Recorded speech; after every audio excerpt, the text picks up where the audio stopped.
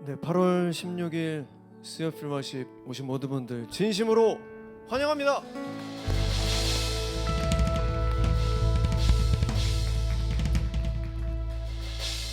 네, 여러분 너무너무 잘 오셨습니다. 하나님의 귀한 전 그리고 스여필 워십으로 오신 모든 분들 진심으로 환영합니다. 또 하나님의 부르심에 순종하며 나온 모든 분들, 오늘 하나님께서 여러분들에게 들려주실 이야기가 꼭 있는 줄 믿습니다. 이 시간 우리 다 같이 하나님 앞에 잠잠히 묵상하며 나아가도록 하겠습니다. 예배에 집중할 수 있게 해주세요. 하나님, 세상의 생각들 다 내려놓고, 주님, 그리고 제가 진 무거운 짐들 가지고 왔습니다. 하나님 앞에 내려놓을 때, 다 내려놓고 하나님께 나아갈 때 하나님만 생각하고 또 찬양 말씀 가운데 하나님 다 회복시켜 주시고, 무거운 짐 하나님께서 해결해 주십시오. 하나님께서 인도하여 주십시오. 이 시간 예배를 준비하는 마음으로 우리 하나님 앞에 잠잠히 묵상하며 나가도록 하겠습니다. 기도하시겠습니다.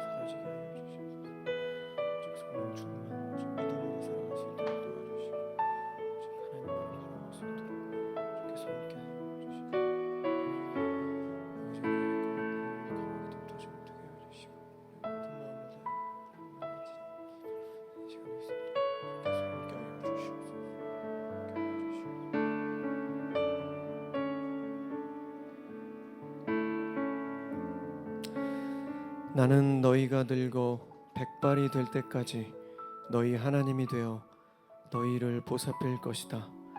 내가 너희를 만들었으니 너희를 돌보고 보살필 것이며 너희를 도와주고 구해주겠다.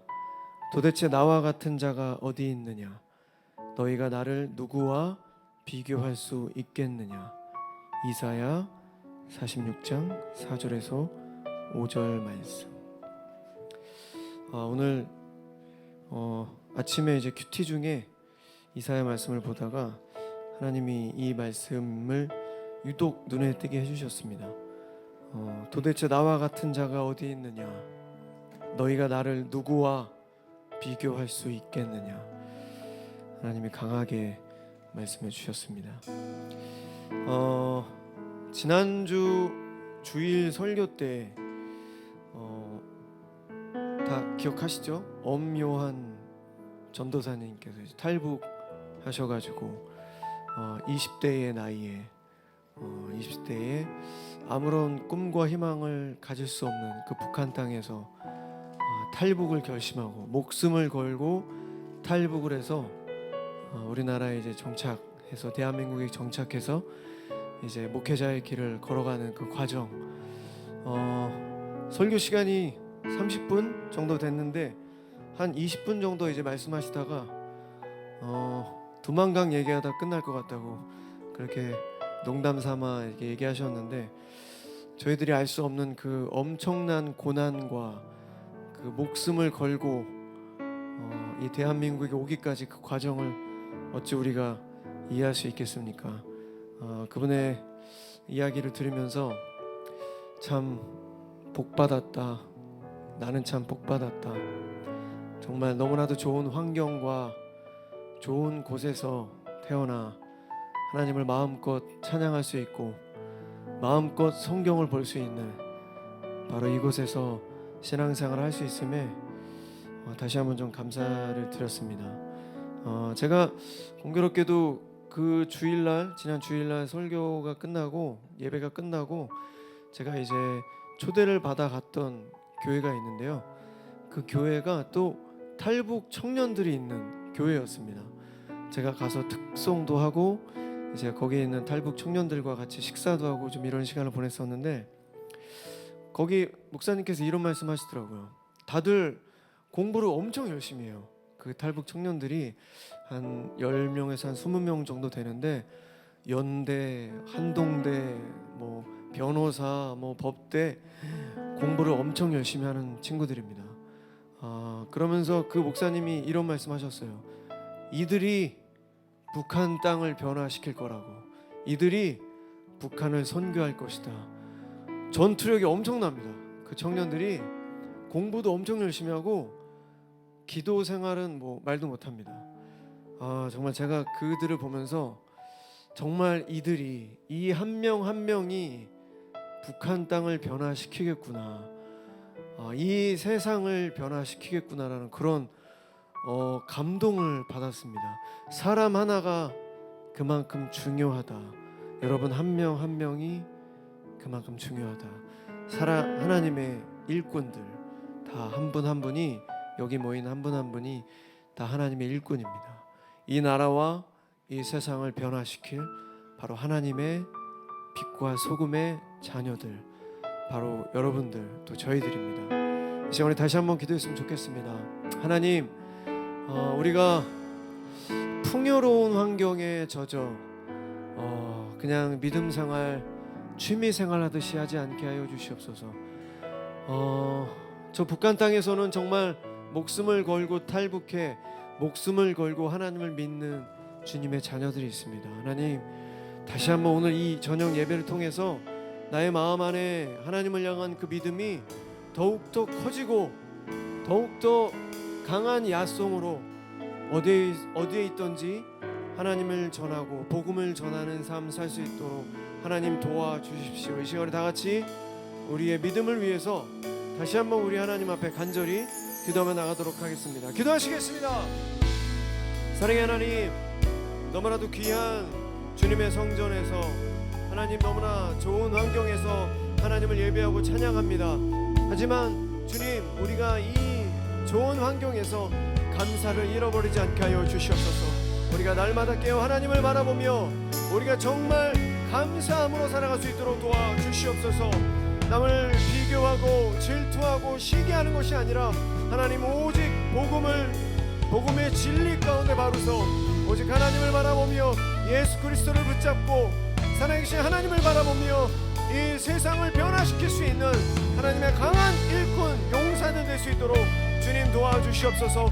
아버지, 이 저녁 하나님을 찬양하며 하나님의 말씀을 듣고 또 기도합니다. 주님, 그냥 왔다 그냥 가지 않게 하여 주시고 이 시간 하나님을 깊이 만나며 우리 마음 안에 있는 모든 죄악들 하나님 앞에 회개하고 예수 그리스도의 십자가의 보혈로 깨끗게 회복되어지는 그런 귀한 시간 될 수 있도록 주님께서 함께하여 주시옵소서. 하나님 감사합니다. 8월 16일 수요필 워십으로 우리의 발걸음을 인도해 주셔서 감사합니다. 하나님, 오늘 이 예배를 통해서 우리의 믿음이 더욱더 성장할 수 있도록 도와주시옵소서.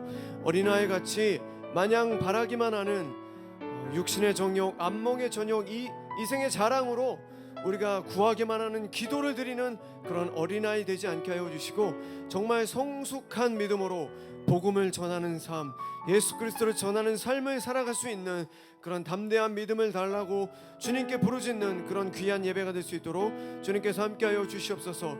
이 시간 하나님을 바라보며 찬양하겠습니다.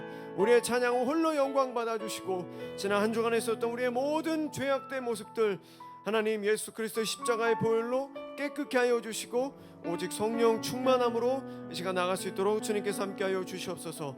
감사드리며 이 모든 말씀 우리들의 모든 것 되시는 살아계신 예수 그리스도 이름으로 간절히 기도드렸습니다.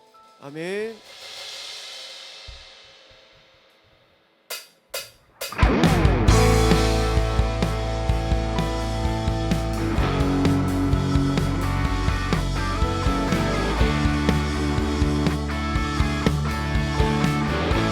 우리 다 같이 우리 하나님을 경외하는 마음으로 우리 자리에 모두 일어나서 하나님을 찬양하겠습니다.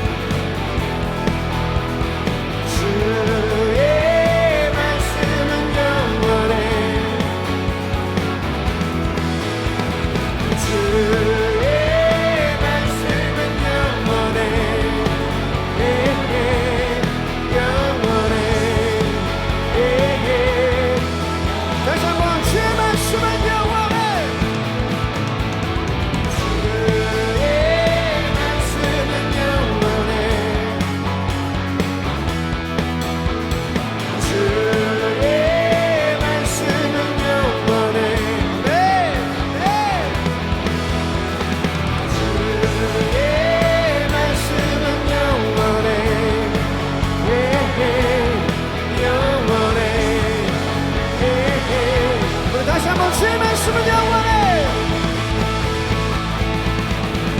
주의 말씀은 영원해. 주의 말씀은 영원해. 아멘. 주의 말씀은 영원해.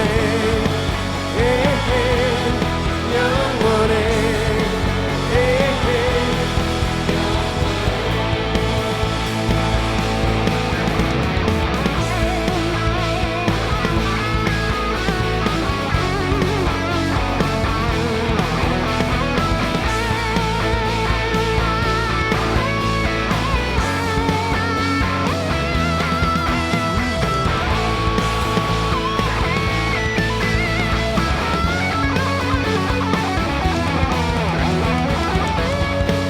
주의 말씀은 영원해.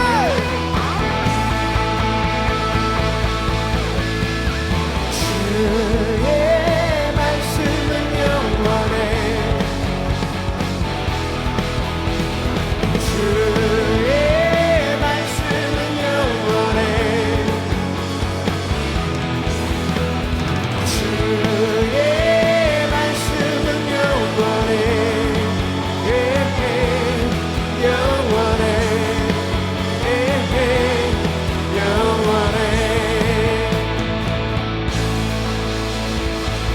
우리 하나님께 영광의 박수를 드리겠습니다. 할렐루야.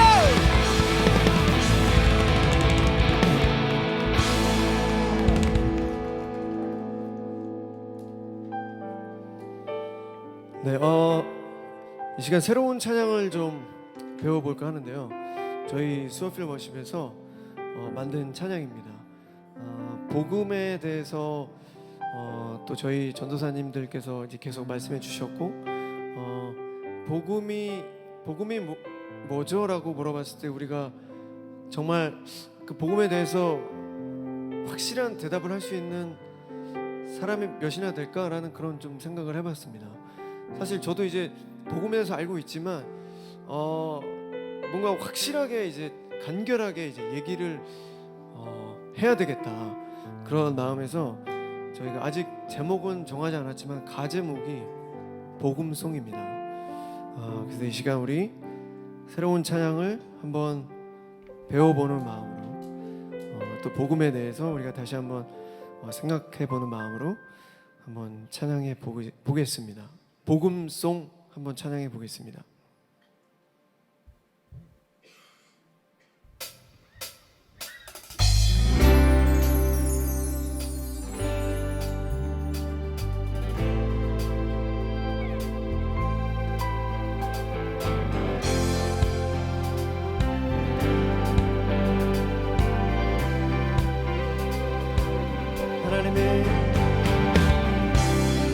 하나님의 그 크신 사랑과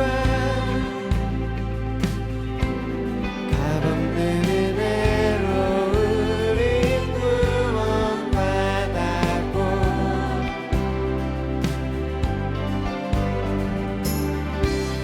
오직 주를 믿는 믿음으로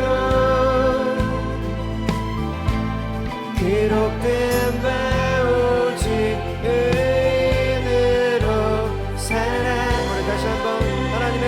사랑과 하나님의 그 크신 사랑과 값없는 은혜로 우리 구원받았고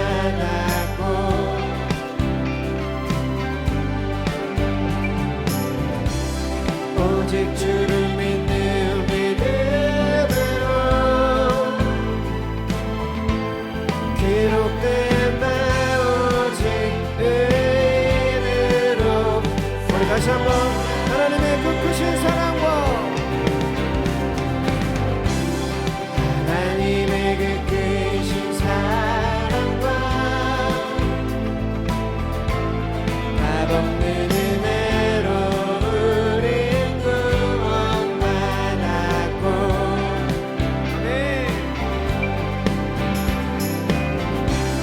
오직 주를 믿는 믿음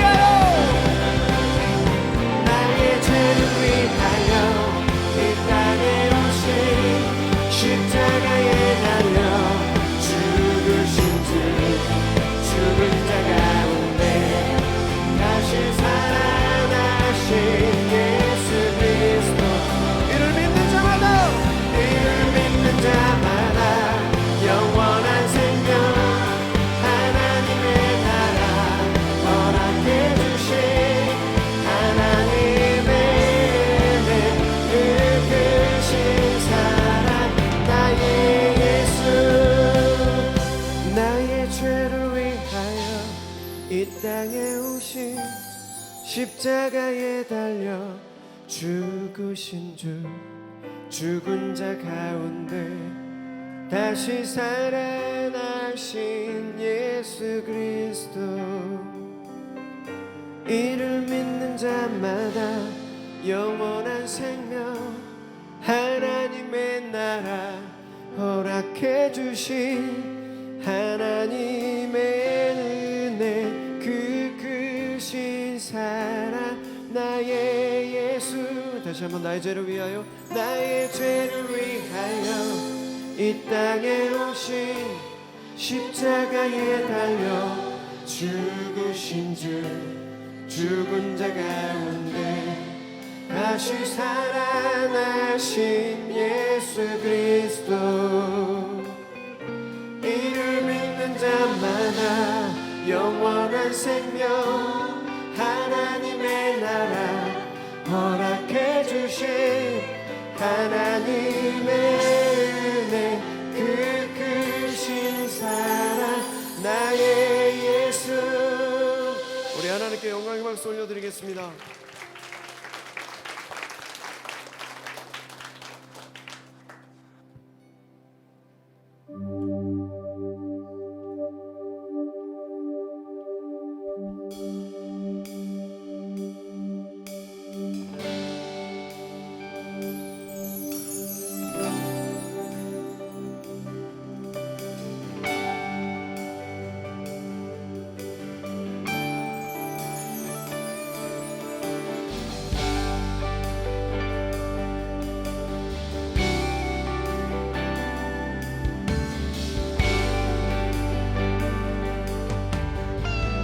무릎 꿇고 엎드리니,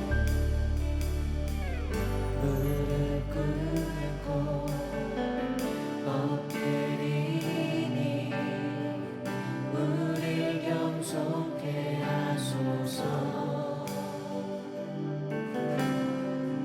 약한 데서 눈을 돌려 모든 은상 버리오니. 우리 다시 한 무릎 꿇고,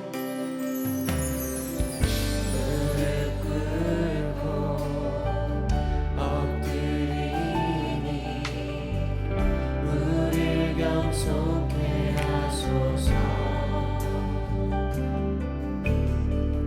악한 데서 눈을 돌려 모든 우상 버리오니 깨끗해서 주옵소서. 주님만 높여드리기 원해. 정결한 맘 주옵소서. 주님만 높여드리기 원해. 우리 세대로 주의 얼굴 잡게 하옵소서.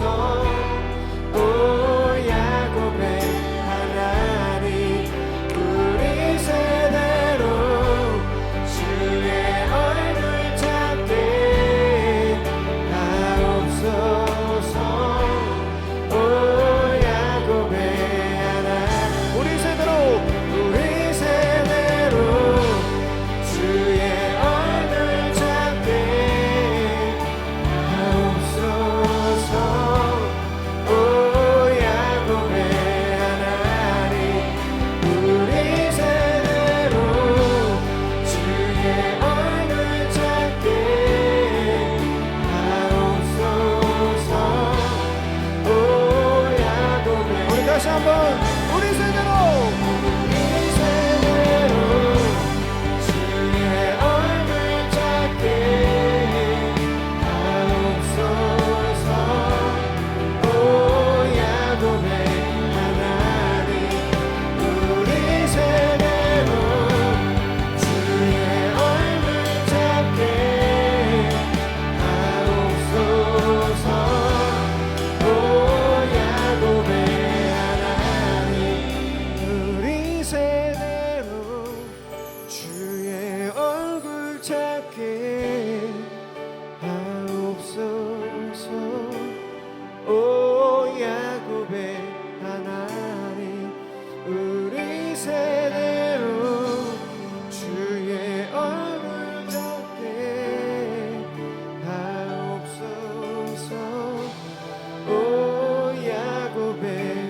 야곱의 하나님, 오 야곱의 하나님, 오 야곱의 하나님, 야곱의 하나님.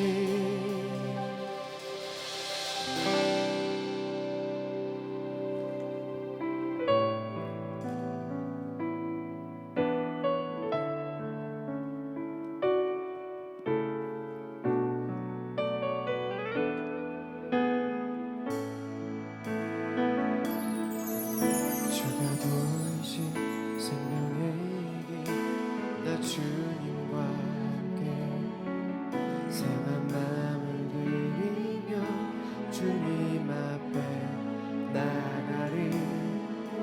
나의 의로움이 되신 주 그 이름 예수, 나의 길이 되신 이름 예수.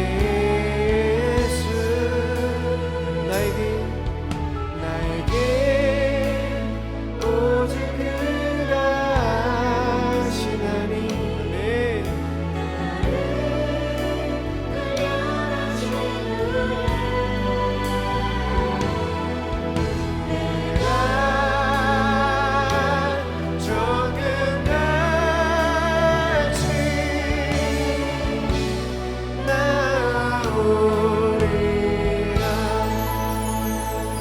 지난주에 그 탈북 청년들이 있는 교회에서 탈북 청년들이 이제 찬양팀을 같이 하면서 이제 이 찬양을 같이 불렀습니다.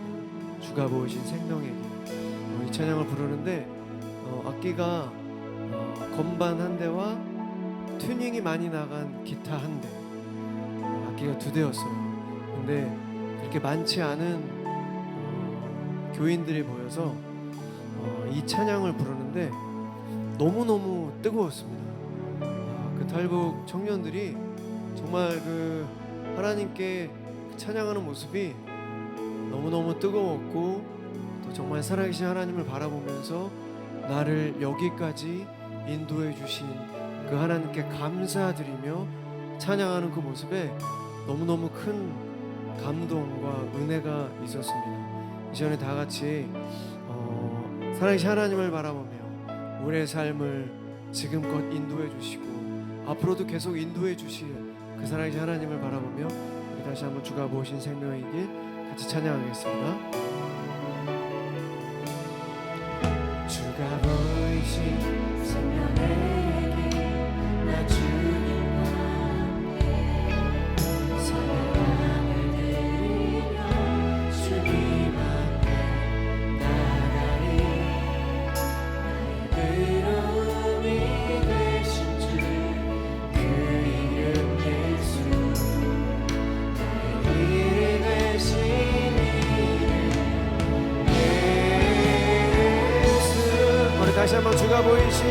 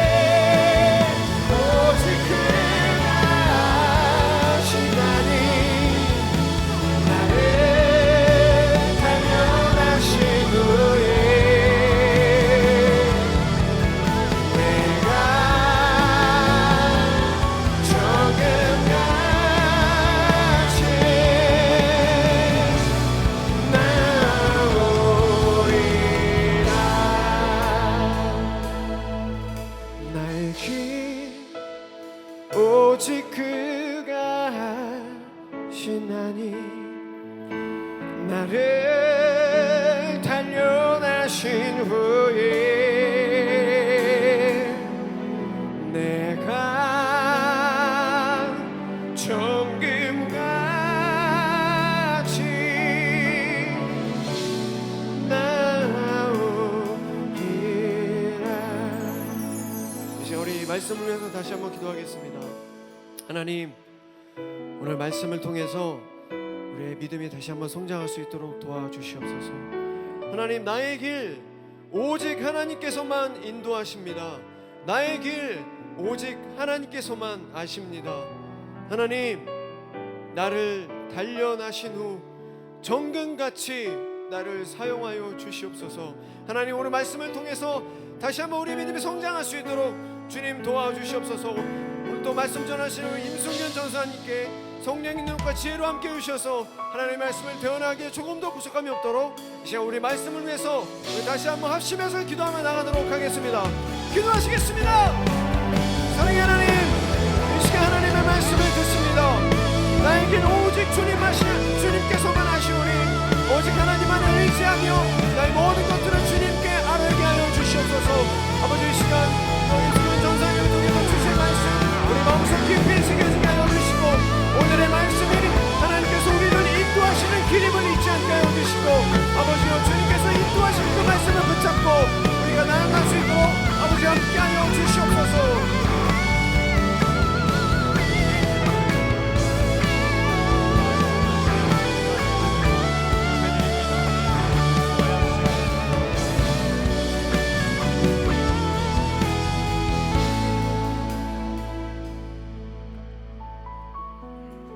하나님의 크신 사랑과 값없는 은혜로 우리는 구원받았습니다.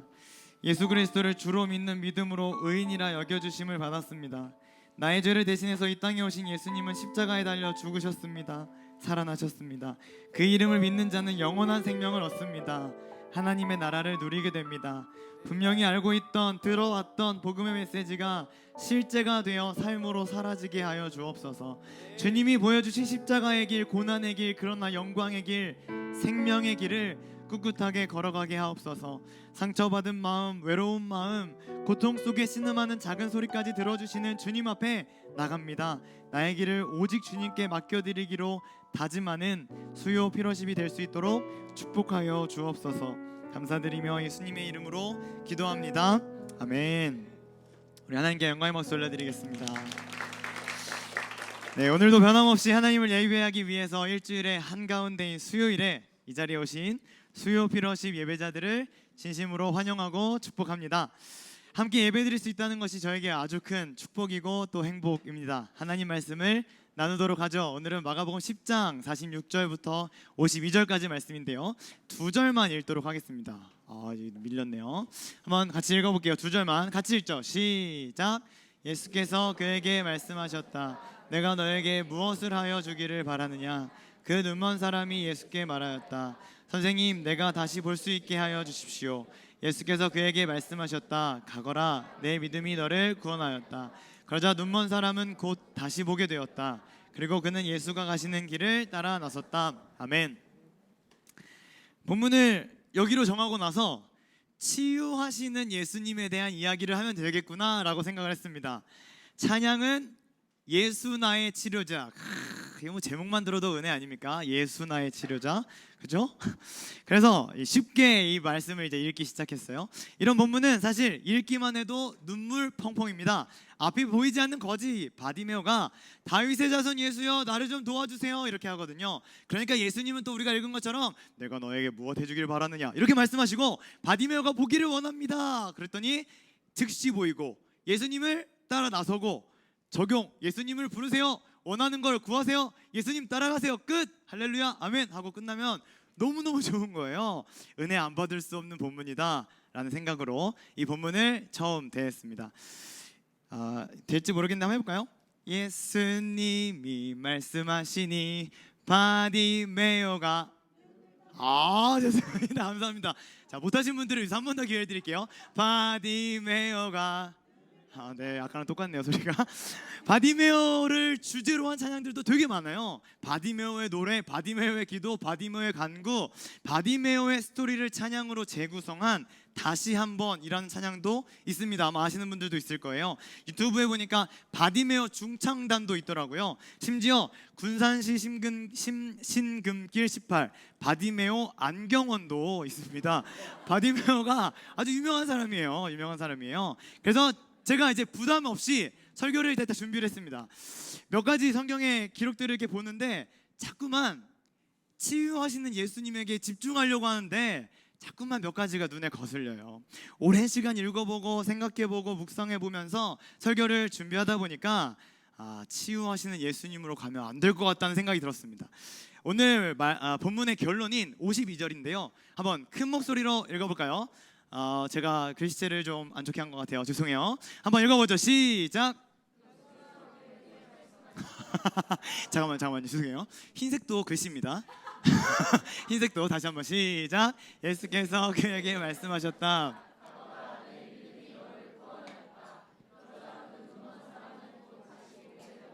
그리고 그는 예수가 가시는 길을 따라 나섰다. 아멘. 제가 주목한 예수님의 한 문장은 믿음이 너를 구원하였다는 것입니다. 바디메오의 믿음은 구원받는 믿음이었다는 겁니다. 우리가 종종 교회를 다니면서 이제 이런 질문을 받습니다. 너 믿음 있어? 다 들어보셨을 것 같아요. 너 믿음 있어? 대부분 신자들의 대답은 꽤 명확해요. 그럼요, 전 믿음이 있습니다. 다음 질문입니다. 여러분들도 한번 속으로 대답해 보세요. 뭘 믿는데? 믿음이 있다고? 그럼 넌 뭘 믿고 있니? 라는 질문입니다. 여기서 약간 주춤하시는 경우들이 생기죠. 내가 지금 교회를 다니긴 하는데 믿음이 있다고는 하는데 내가 지금 뭘 믿고 있는 걸까? 또 우리 교회 다니는 사람들 여기저기서 주워들은 게 있습니다. 교회에서 누가 질문하면 대답을 예수님이라고 해라. 그러면 70%는 정답이 될 거다. 이게 또 맞아요. 너 뭘 믿고 있니? 라는 질문에 답은 예수님을 믿어요. 이게 정답입니다. 그럼 또 질문합니다. 여러분 속으로 한번 대답해 보세요. 예수님의 뭘 믿는데? 믿음이 있어요. 뭘 믿는데? 예수님 믿어요. 예수님의 뭘 믿는데? 수요 피로십 예배자라면 각자의 신앙 고백 정도는 가지고 계시리라 믿습니다. 오늘 본문은 이제 놀랍게도 마가복음의 마지막 치유 사건입니다 라고 말씀드리면 아닐 것 같은데 11, 12, 13, 14, 15, 16장 6장이나 남았는데 라고 말씀드리면서 성경책을 막 뒤적거리는 분들도 계시더라고요. 찾아보셔도 없으니까 제 말을 믿으시면 됩니다. 이유가 있습니다. 마가복음 10장 마지막 부분을 읽었는데요, 이 10장 마지막 부분의 지역과 현재 상태가 어떤지를 살펴보니까 예루살렘으로 올라가시는 길이었습니다. 왜 올라가실까요? 네, 맞습니다. 잘 아시는 것처럼 글씨체가 죄송합니다. 한번 33절 제가 읽고 34절 여러분들이 읽고 여러분들의 집중력 테스트라고 생각하시고 잘 한번 읽어보세요. 보아라, 우리는 예루살렘으로 올라가고 있다. 인자가 대제사장들과 율법학자들에게 넘어갈 것이다. 그들은 인자에게, 예수님이죠, 사형을 선고하고 이방 사람들에게 넘겨줄 것이다. 34절 시작. 인자를 조롱하고 침뱉고 채찍질하고 죽일 것이다. 그러나 그는 사흘 후에 살아날 것이다. 아멘. 왜 예루살렘으로 올라가고 계신 거예요 지금? 한번 따라해 주시면 좋겠습니다. 죽으러 갑니다. 다시 한번요. 죽으러 갑니다. 네, 아주 유명한 말씀 45절에도 보면은 인자는 섬김을 받으러 온 게 아니다. 인간들을 섬기러 왔다. 많은 사람들을 섬기러 왔다. 구원해 주러 왔다 라고 하십니다. 한마디로 예루살렘에 올라가시는 길은 죽으러 가시는 거거든요. 여러분 만약에 내일 여러분 죽는다고 상상해 보십시오. 무엇을 하시겠어요? 평생에 가장 중요하다고 여겼던 일을 하지 않겠습니까? 당연하죠. 가족들과의 시간을 보내기도 할 것이고 추억이 담긴 장소에 가기도 하겠죠. 아무것도 안 하겠다 그러면서 마지막을 준비하겠다라고 하시는 분들이 있다고 할지라도 그 일이 가장 가치 있는 일이라는 판단을 하셨으니까 그냥 기다리고 있으신 것일 겁니다. 예수님이 곧 예루살렘에 도착하시면 잡히시고 조롱당하고 채찍질당하고 죽습니다. 11장에 가보면 곧바로 나귀를 타고 예루살렘으로 입성하세요. 그러니까 오늘 부분은 죽기 직전에 보여주신 마지막 치유이고 마지막 기적이라는 말이죠. 그러므로 그동안의 치유 사건과 무엇인가 다른 점이 있지 않을까 하는 생각이 저한테 든 겁니다. 십자가에 달리시기 직전에 마지막으로 고쳐주신 사건이니까 특별한 의미와 메시지가 담겨있지 않을까 생각하다가 이 말씀이 딱 걸린 겁니다. 너의 믿음이 너를 구원했다. 마가복음에서 이런 칭찬을 받은 사람은 바디메오와 혈루병 걸린 여인 2명뿐이었습니다. 이거 엄청난 칭찬이라는 거예요. 이처럼 그에게는 구원받을 믿음이 있었습니다. 그래서 오늘 본문을 통해서 나누고 싶은 내용은 처음에는 치유하시는 하나님이었지만 지금은 달라졌습니다. 예수님이 능력 있어서 고쳐주셨어요. 우리도 예수님 믿으면 병이 다 낫습니다. 우리도 다 같이 예수님 부르고 나음을 얻읍시다가 아니라 구원받는 믿음, 바디메오에게 있었던 그 믿음, 그게 도대체 무엇이었을까에 대한 이야기를 하고 싶은 거죠. 계속해서 말씀드렸지만 주인공은 바디메오입니다.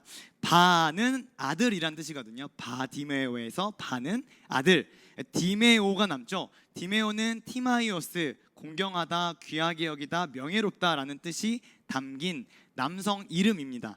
그러니까 아버지는 디메오, 명예롭다, 귀하게 여기다라는 뜻을 가지고 있는데 여기다가 바를 붙여가지고 바디메오가 된 거예요. 그러니까 해석해 보면 그는 명예로운 아들, 귀하게 여기는 아들로 세상에 태어났습니다. 그런데 바디메오의 프로필을 보면 결코 명예로운 아들은 아닌 것 같아요. 46절을 제가 한번 읽어보겠습니다. 네, 그들은 여리고에 갔다 예수께서 제자들과 큰 무리와 함께 여리고를 떠나실 때에 디메오의 아들 바디메오라는 눈먼 거지가 길가에 앉아 있다가 46절에 보면 눈이 멀어서 앞이 보이지 않는 사람이라고 하죠. 거지로 살면서 가난의 문제까지 껴안게 된 바디메오, 그의 안에 살아 숨쉬던 구원받는 믿음의 내용을 오늘 살펴보고 싶은 겁니다. 첫 번째 한번 따라해 주시면 좋겠습니다. 나를 다시 한번요. 크게 한번 따라해 주시면 좋겠어요. 나를 내려놓는 믿음. 47절 한번 제가 읽어볼게요. 나사렛 사람 예수가 지나가신다는 말을 듣고 다윗의 자손 예수님 나를 불쌍히 여겨주십시오 하고 외치며 말하기 시작하였다. 48절도 볼까요? 더욱 큰 소리로 외쳤다. 다윗의 자손님 나를 불쌍히 여겨주십시오. 바디메오가 예수님께 외쳤던 간구의 핵심은 고쳐주세요, 돈을 주세요, 해결해 주세요가 아니었습니다. 그는 수차례 예수님에 대한 소문을 들었을 거거든요. 예수님께서 행하셨던 많은 기적들에 대해서 들었겠죠. 능력 있는 가르침, 하나님의 말씀을 선포하신대 라는 것들을 들었을 겁니다.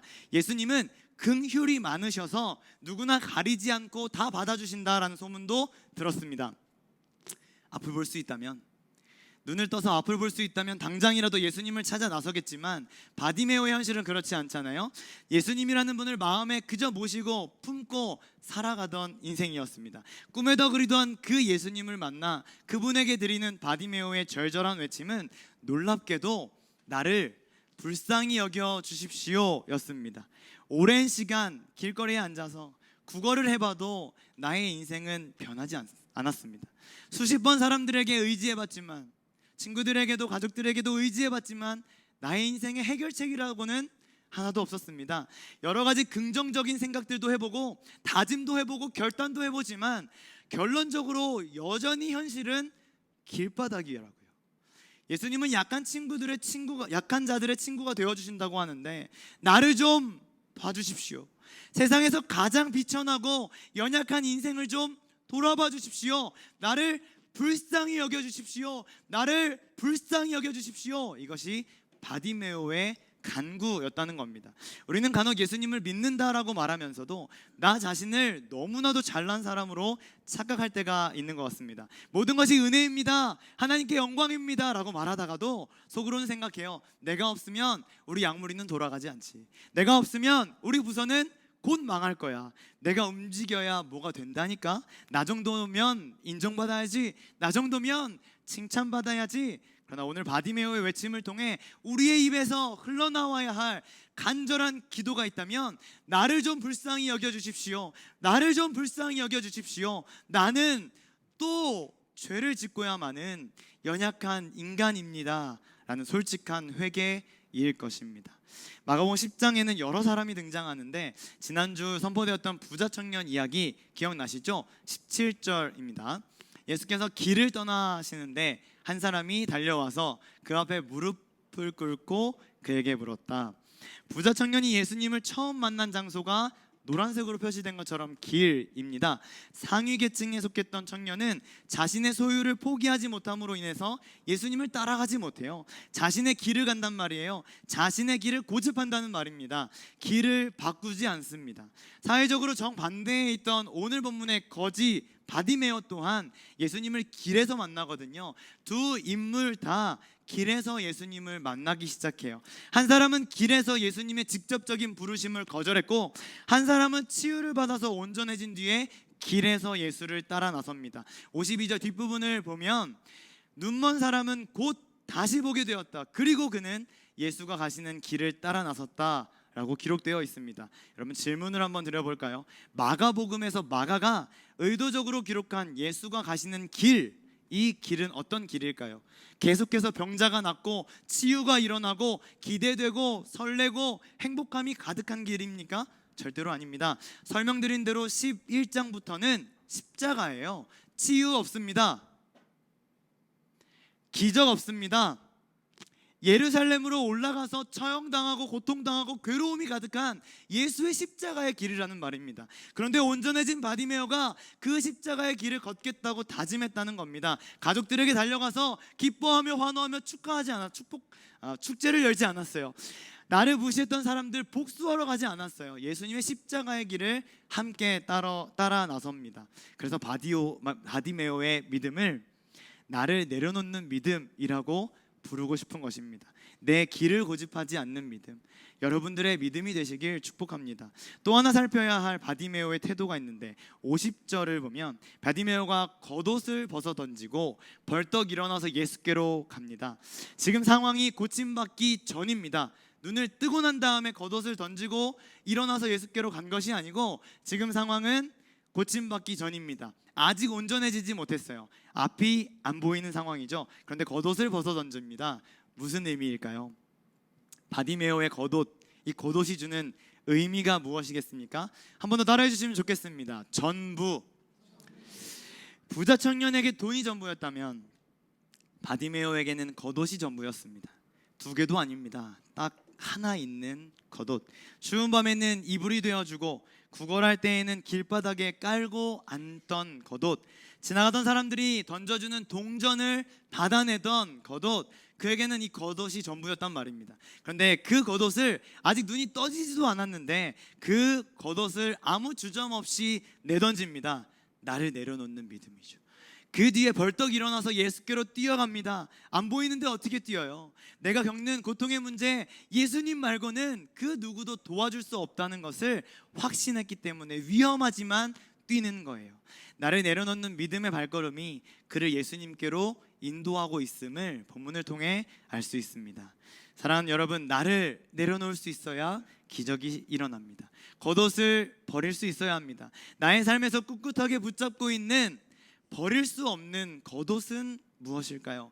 거추장스러운 죄악의 겉옷은 훌훌 털어버리시는 여러분 되시길 축복합니다. 또한 주님밖에는 아무런 소망이 없습니다 라는 믿음의 고백으로 내 상황과 내 상태가 어떠하든 눈이 보이지 않아서 캄캄함 속에 있는 상태라 할지라도 주님께로 전력 질주할 수 있는 우리 모두가 되기를 간절히 소망합니다. 바디메오의 믿음 두 번째는 바로 이것입니다. 또 한번 따라해 주시면 좋겠습니다. 구원자로 믿는 믿음. 다시 한번 바디메오의 외침을 한번 들어보세요. 47절과 48절 제가 한번 읽어볼게요. 다윗의 자손 예수님, 나를 불쌍히 여겨주십시오. 그는 더욱더 큰 소리로 외쳤다. 다윗의 자손님, 나를 불쌍히 여겨주십시오. 예수님을 지금 어떻게 부르고 있습니까? 다윗의 자손이라고 부릅니다. 유대인들은 메시아를 간절하게 기다렸습니다. 그 메시아는 다윗의 자손으로 이 땅에 오신다고 믿었어요. 그러니까 다윗의 자손이라는 고백은 당신은 구약이 약속한 메시아이시군요, 나를 살려줄 수 있는 유일한 구원자이시군요 라는 믿음의 고백이란 말입니다. 사실 바디메오가 처음 들었던 예수님에 대한 정보는 나사렛 예수였습니다. 47절을 보면 나사렛 사람 예수가 지나가신다는 말을 듣게 되거든요. 나사렛 사람이라고 주변 사람들이 불렀다는 말입니다. 어느 시대, 어느 나라, 어느 문화에도 지리적인 편견이 없는 곳은 존재하지 않죠. 나사렛이라는 지역, 지리, 위치 아주 작은 마을이었고 이방 땅과 가까웠기 때문에 이방 땅으로 간주되는 경우들도 있었습니다. 당시 사람들의 인식 속에는 나사렛 경멸과 조롱의 지역이기까지 했습니다. 대표적으로 요한복음 1장에 빌립이 예수님을 만나거든요. 나다나엘에게 빌립이 야, 나 메시아를 만났어. 그는 나사렛 출신으로 예수님이셔 라고 소개합니다. 그랬더니 나다나엘이 단번에 대답하죠. 에? 나사렛에서 무슨 선한 것이 나올 수가 있나? 라고 질문하는 겁니다. 이처럼 나사렛은 무시와 조롱을 받는 지역이었다고요. 나사렛 사람 예수시다 라는 말 또한 예수님을 낮추어 부르고 무시하는 표현이었습니다. 그런 상황과 주변 환경들 속에서 바디메오는 예수님을 다윗의 자손으로 부릅니다. 구원자 메시아로 부르고 있다는 말입니다. 심지어 주변 사람들이 시끄러워, 조용히 해, 무시하고 비난을 해도 멈춰라고 말해도 더 크게 외칩니다. 더 크게 선포합니다. 더 크게 부르짖습니다. 다윗의 자손 예수여, 나의 구원자여, 나의 메시아여 라고 부른다는 거예요. 이 장면을 통해 우리의 삶의 모습을 돌아봐야 하지 않을까 생각됩니다. 대한민국에서 예수님, 하나님, 복음, 말씀, 믿음 이런 이야기를 입 밖으로 꺼내는 것이 참 어려워졌습니다. 사람들이 무시합니다. 비웃기도 하죠. 학교에서 학생들은 믿음을 다 잃어버렸어요. 직장인들 또한 직장에서 믿음을 다 놓쳤습니다. 무섭고 두렵고 괜히 피해를 볼 것 같고 오해를 받을 것 같습니다. 놀림받을 것 같아요. 그래서 말하지 못하고 숨깁니다. 식사기도 하는 것도 얼마나 눈치가 보이는지 모릅니다. 바디메오, 주변이 비난하고 손가락질했지만 그에게는 오직 예수 그리스도 외에는 아무것도 보이지 않았습니다. 소망이 오직 그분에게만 있으니까, 그분이 분명한 메시아이시니까 나를 구원해 주실 수 있는 유일한 분이심을 믿었기 때문에 예수님을 크게 외칠 수 있었다는 겁니다. 사랑하는 여러분, 여러분의 믿음을 삶으로 증명해 주십시오. 엄청나게 비겁한 요청이라는 것을 압니다. 저는 매일같이 교회에 앉아있기 때문이에요. 만나는 사람들의 98%는 다 믿는 사람들입니다. 그러니까 핍박을 받으며 조롱을 당하며 복음을 삶으로 살아내는 것이 저에게는 사실 무슨 삶인지 잘 모릅니다. 그래서 비겁한 요청이라는 것을 알기는 하지만 그럼에도 불구하고 여러분들에게 간곡하게 부탁드립니다. 우리들의 삶을 바꾸지 않으면, 세상에 나가서 우리들의 삶을 변화시키지 않으면 한국교회는 계속해서 타락의 길을 걸어갈 수밖에 없습니다. 요청하신 거룩한 삶을 버리고 세상과 똑같은 방식으로 살아가니까요. 사랑하라 라고 말씀하셨는데 율법으로 정죄하기 바쁘니까요. 교회 안에서 우리끼리는 즐겁고 우리끼리는 행복했는데 나가서는 어떤 영향력을 끼치지 못하니까 예수님은 계속해서 욕먹고 교회는 욕심을 채우는 장소로 전락해버린 겁니다. 사람들의 반대, 비난, 협박에도 더 크게 예수를 불렀던 바디메오처럼, 그렇다고 우리가 다 같이 나가서 예수님을 소리쳐 외치자 이렇게 말하는 게 아닙니다. 소망이 예수님께 있다는 것을 알게 된 우리가 교회 밖을 나가서도 예수님이 주인 되신 삶을 놓치지 말자는 것입니다. 할렐루야. 예수님이 바디메오에게 질문하시죠. 51절, 예수께서 그에게 말씀하셨다. 내가 너에게 무엇을 하여 주기를 바라느냐. 바디메오의 사건이 있기 직전에 예수님은 제자들에게도 똑같은 질문을 하십니다. 똑같이 10장에 기록되어 있어요. 36절 제가 읽고 37절 읽어주시면 좋겠습니다. 예수께서 그들에게 말씀하셨다. 너희는 내가 너희에게 무엇을 해주기를 바라느냐. 37절 시작.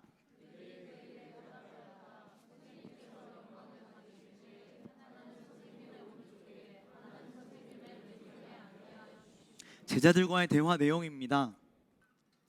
제자들에게도 무엇 해주기를 바라느냐라고 질문하셨어요. 오늘 본문의 바디메오에게도 무엇 해주길 바라느냐 질문하셨고요. 예수님과 제자들이 예루살렘에 올라가는 길이라고 말씀드렸습니다. 예루살렘에 가는 이유를 3번이나 알려주셨어요. 아까 우리도 읽었죠?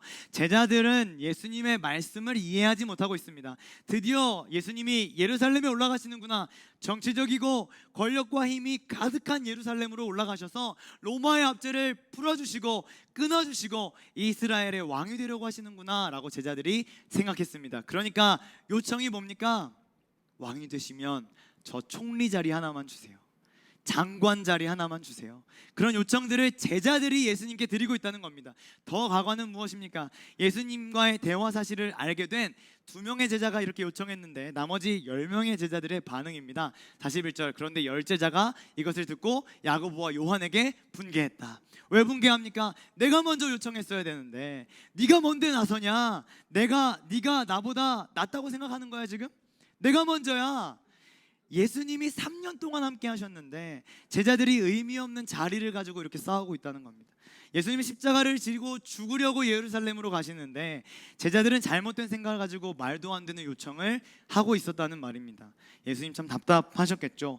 다시 오늘 본문으로 넘어와 보겠습니다. 바디메오에게 똑같은 질문하십니다. 무엇 해줄까? 바디메오의 대답이 바로 이렇습니다. 한번 읽어볼까요? 시작. 그 눈먼 사람이 예수께 말하였다. 선생님, 내가 다시 볼 수 있게 하여 주십시오. 다시 볼 수 있게 하여 주십시오. 일차적으로는 육체의 눈을 뜨게 해달라는 요청이었을 겁니다. 보고 싶었으니까요. 육체의 필요를 구하는 것은 하나님의 자녀로서 마땅히 할 수 있는 것입니다. 그런데 그의 요청에는 엄청난 영적인 의미도 숨겨져 있습니다. 사실 바디메오 입장에서 가장 현실적인 요청은 물질적인 도움을 구하는 것이었어요. 그러려고 길가에 앉아가지고 구걸하고 있었으니까요. 눈을 뜨는 것은 이미 오래전에 포기한 일이었습니다. 어둠이 익숙한 일상을 살고 있었다고요. 눈을 뜨고 볼 수 있다는 것을 상상해 본 적이 없는 사람이에요. 그런 그가 예수님을 만나서 예수님, 저 다시 볼 수 있게 하여 주십시오 라고 요청한 것은 단순히 육체적인 회복만을 구한 게 아닙니다. 그가 구약의 이사야의 기록을 믿었기 때문에 자신의 삶에서 포기하고 있던 눈이 떠지는 기적을 요청할 수 있게 된 것입니다. 42장 16절 말씀 같이 한번 읽어볼까요? 마지막 말씀인 것 같은데요. 다시 한번 읽어보죠. 시작. 내가 맹인들을 그들이 알지 못하는 길로 이끌며 그들이 알지 못하는 지름길로 인도하며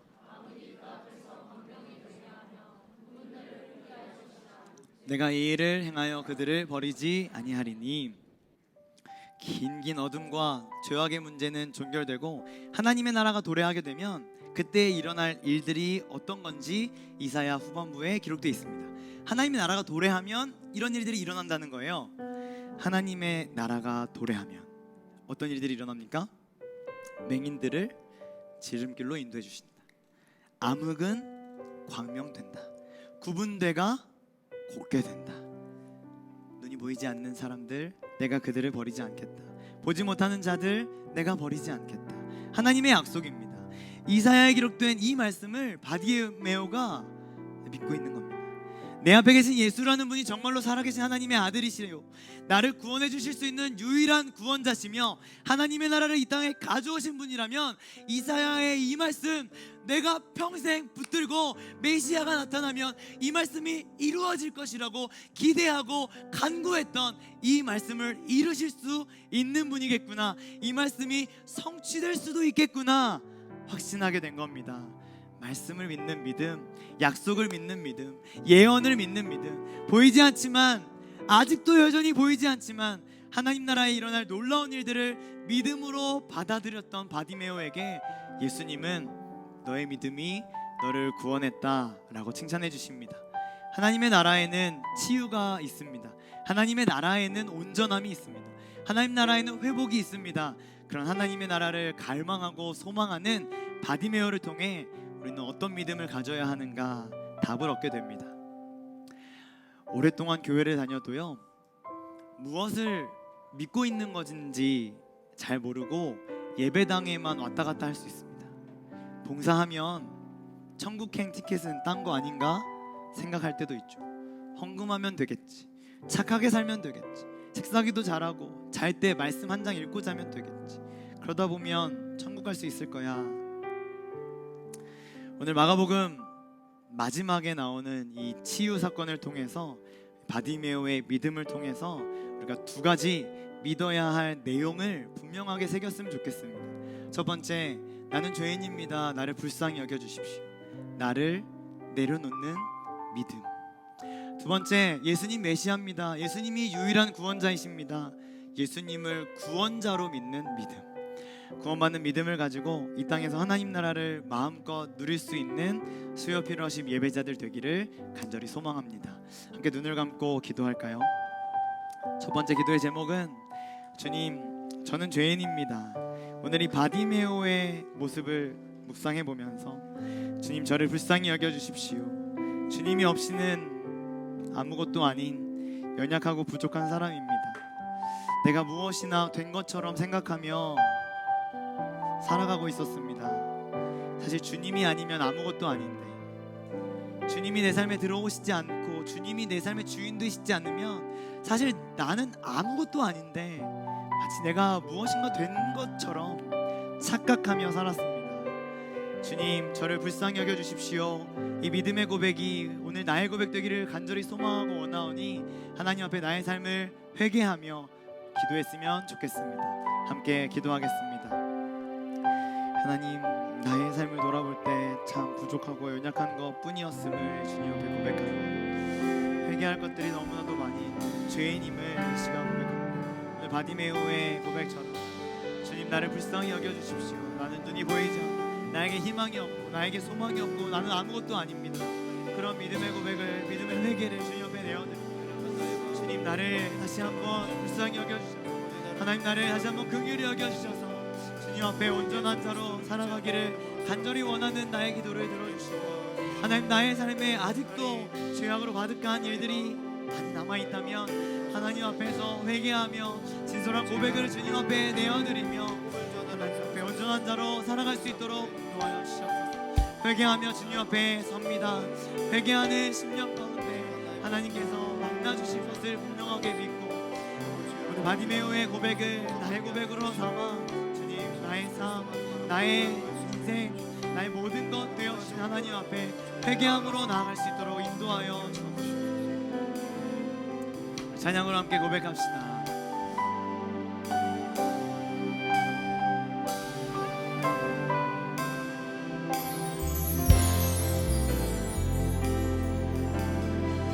이곳에 임하신 하나님 나라, 이곳에 임하신 하나님 나라, 하나님 마음으로 바라보리라. 먼저 그 나라 그 뜻 구하며 나의 삶들이 주님이 맡기신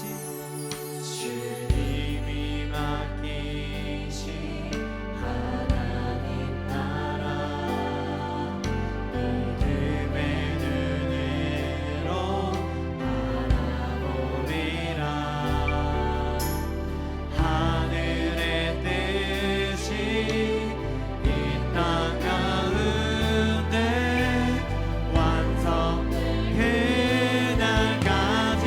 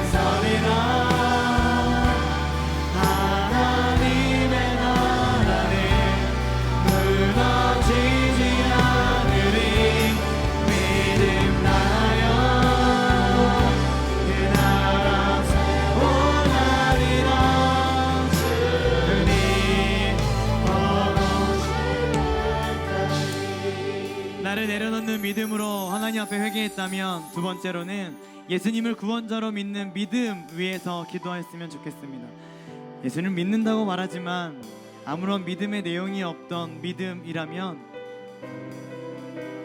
그 믿음은 잘못된 것입니다. 예수님만이 나를 구원하실 수 있는 유일한 구원자이십니다. 예수님의 십자가와 예수님의 부활을 믿는 믿음, 그 고백을 주님 앞에 드리며 이 찬양의 고백처럼 믿음으로 이 땅을 살아갈 수 있게 하여 주옵소서. 흔들리고 좌절하고 실망할 때마다 예수님을 믿는 믿음 가지고 살아갈 수 있도록 하나님 나에게 굳건한 믿음을 허락하여 주옵소서. 우리 이렇게 한번 말씀 기억하면서 주여를 외치고 기도하겠습니다. 주여,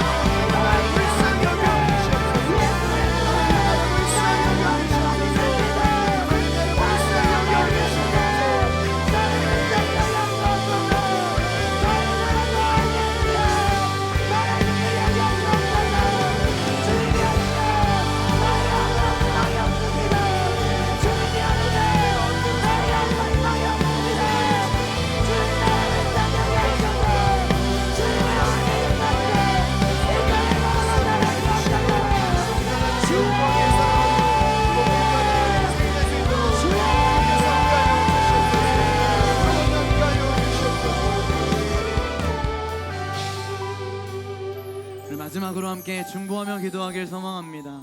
어제 카자흐스탄 악투베 선교팀이 출국했습니다.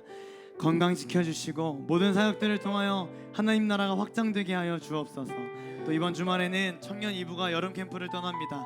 죽도록 충성하여 생명의 관을 얻게 되는 청년 2부 될 수 있도록 인도하여 주옵소서. 중보하며 하나님 앞에 간절한 마음으로 주여 한번 외치고 기도하겠습니다. 주여,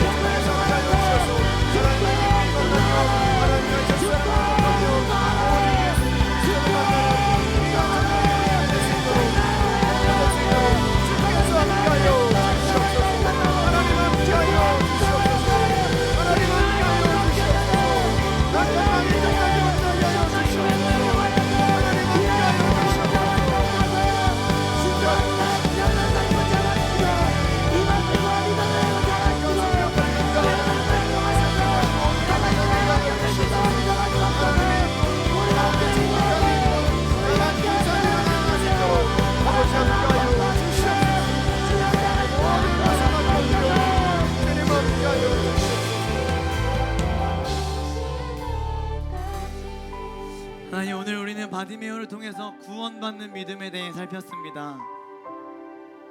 내가 아니라 주님이십니다. 나를 불쌍히 여겨주시옵소서 라고 고백하는 나를 내려놓는 믿음이 우리 사랑하는 수요 필요하신 모든 예배자들의 마음 가운데 새겨지게 하여 주옵소서. 내가 자꾸만 드러나고 내가 자꾸만 인정받고 싶고 칭찬받고 싶고 내가 잘한 것 같다고 말하고 싶을 때마다 나를 내려놓는 믿음을 내 삶에 실천하게 하여 주옵소서. 거기서 끝이 아니었습니다. 다윗의 자손 예수님, 그분이 이사야의 말씀을 이루시는 구원자 메시아이시다 라는 확신이 바디메오를 구원받는 믿음으로 이끌었습니다. 우리의 삶에도 여러 가지 믿어야 할 것들, 믿고 싶은 것들, 믿으라고 요청하는 것들 많이 있지만 오직 나를 구원하실 수 있는 분은 예수 그리스도이시다 라는 예수님을 구원자로 믿는 믿음이 새겨지게 하여 주옵소서. 너무 많은 것들이 우리를 시험하고 유혹합니다. 그러나 오직 예수 그리스도, 말로만 교회 안에서만이 아니라 밖으로 나가 세상에 나가서도 예수님을 전하고 드러낼 수 있는 믿음의 자녀로 우리 수요 피너시 모든 예배자들을 사용하여 주옵소서. 그렇게 하나님 나라를 멋지게 이뤄갈 우리 모두를 통하여서 하나님 영광 받아 주옵소서. 감사드리며 예수님의 이름으로 기도합니다.